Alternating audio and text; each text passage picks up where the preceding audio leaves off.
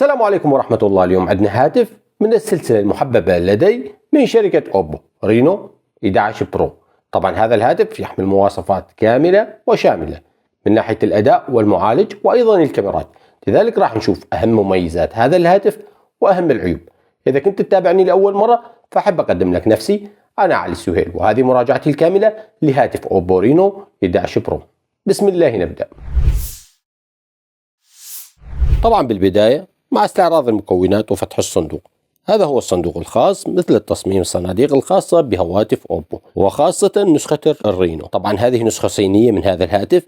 نلاحظ هذا المربع اللامع الذي يعكس تصميم أجهزة رينو. منذ أشهر قليلة صدر الإصدار العاشر من هذا الهاتف.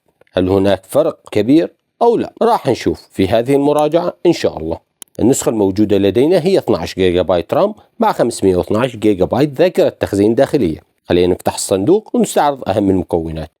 طبعا هنا يوجد هذه العلبة الموجود بداخلها دبوس سيم كارد زائد الكتيبات الورقية والغلاف البلاستيكي الشفاف. طبعا في نسخة اللون الأخضر يأتي من لون الهاتف، أما هنا تأتي باللون الشفاف. خلينا نضعه على جنب. بالإضافة إلى الهاتف خلينا نضعه على جنب. أسفل الهاتف يوجد كابل الشحن، طرف USB Type C والطرف الثاني USB، وهنا أيضا الشاحن بقدرة 100 واط. خلينا نضب هذه المكونات ونرجع للهاتف. طبعا مكتوب لون الهاتف أبيض. خلينا نفتح الغلاف. بصراحة رهيب جدا، تشعر كأنك ماسك لوحة فنية. انعكاس الألوان أبيض مع الفضي حتى تشعر أنه من اللؤلؤ. نشوف تصميم الكاميرات عبارة عن دائرتين كبيرتين، حتى الدوائر اللي موجودة فيها الكاميرات مصممة بطريقة مميزة، بالإضافة للفلاش على الجانب. ونلاحظ هذا الجانب الأيسر يوجد فيه زر الطاقة وأعلاه أزرار رفع وخفض الصوت مع إطار من الكروم. طبعا الإطار لونه جميل أيضا من الفضي. على الهاتف يحتوي على ميكروفون عزل الضوضاء بالإضافة إلى الER ومكبر الصوت الثانوي. نلاحظ أنه إطار الكاميرات رفيع، وهذه نقطة جيدة لهذا الهاتف. والجانب الأيمن لا يوجد فيه أي أزرار، مع إطار رفيع مائل من الجانبين. أسفل الهاتف يحتوي على مكبر الصوت الرئيسي ومدخل الشحن من نوع USB Type C يدعم OTG وميكروفون المكالمات ومدخل شريحتي السيم كارد. ويأتي الهاتف بثلاث ألوان، وهي الأخضر الفيروزي بالإضافة إلى الأسود وهذا اللون الأبيض أو اللؤلؤ. ووزن الهاتف هو 190 غرام، وطوله حوالي 163 ملم، وعرضه 74.2 ملم. أما من الواجهة الأمامية فيحتوي على كاميرا في منتصف الأعلى وأعلاه سماعات المكالمات،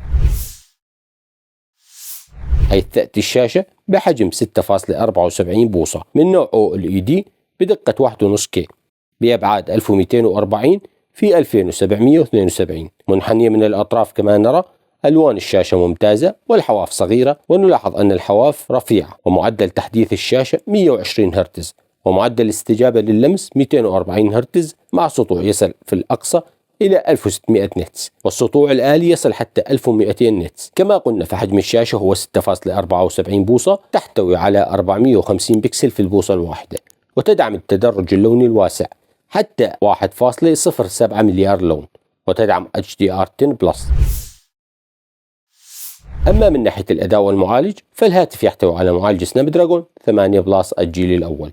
وسنبدأ باختبار بنشمارك أنتوتو، حيث حصل على رقم جيد بالنسبة لهذا المعالج، أكثر من 1,449,000 نقطة. صحيح أن هذا المعالج كما قلنا أنتج قبل سنتين، ولكن مع ذلك فهو يقدم أداء ممتاز، وسنرى ذلك في اختبار جيك بنش 5. فقد حصل على 1051 نقطة في اختبار النواة الواحدة، و3664 نقطة في اختبار الأنوية المتعددة.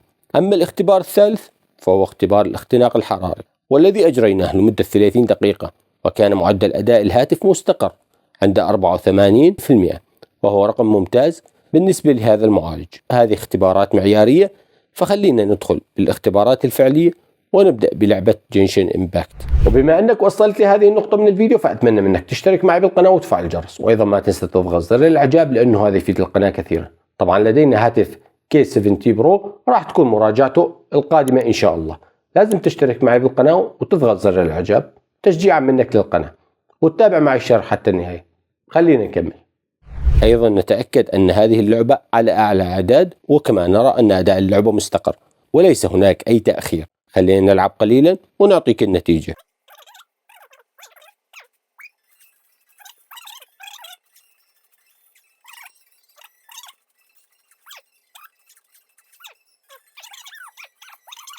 في النهاية وبعد اللعب لمدة 15 دقيقة كان معدل الإطارات عند 50 fps، وفي الدقائق الخمسة الأولى كان معدل الإطارات عند 55 fps، ودرجة الحرارة القصوى التي وصل إليها الهاتف بعد اللعب لمدة 15 دقيقة هي 40 درجة تقريبا. أما لو انتقلنا إلى نقطة الكاميرات، فهذا الهاتف يحتوي على 3 كاميرات، الرئيسية بحجم 50 ميجا بكسل بمستشعر سوني IMX 890، والكاميرا الثانية للزاوية العريضة الترا وايد 8 ميجا بكسل بمستشعر سوني أيضا وهو IMX 355، والثالثة تليفوتو 32 ميجا بكسل وأيضا بمستشعر سوني وهو IMX 709، والكاميرا الأمامية للسيلفي 32 ميجا بكسل وأيضا بنفس المستشعر IMX 709. طبعا هذا جنون، جميع المستشعرات من سوني لازم يكون هناك نتائج خرافية في هذا الهاتف. خلينا نشوف النتائج، وأتمنى تعطيني رأيك في هذه الصور الملتقطة أسفل بالتعليقات.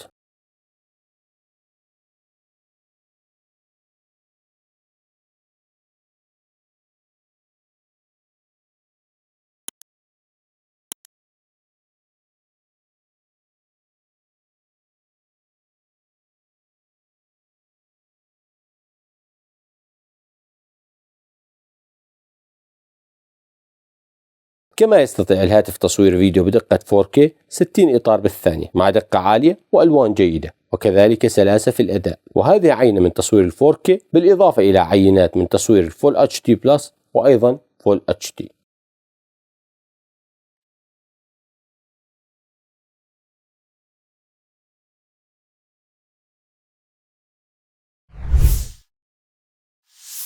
أما البطارية، طبعا البطارية ممتازة في هواتف أوبو، والشحن أيضا جيد جدا، فالهاتف يحتوي على بطارية بحجم 4700 ملي أمبير مع شاحن بقدرة 100 واط.